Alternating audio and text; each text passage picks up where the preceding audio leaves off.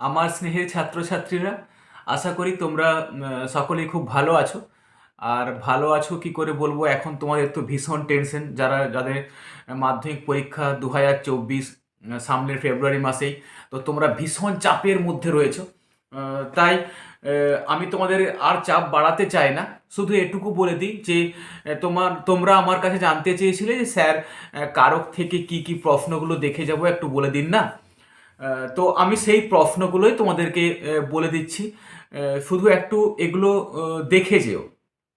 ক্রিয়ান্বয়ী কারকম কথাটি কে বলেছেন, কোথায়?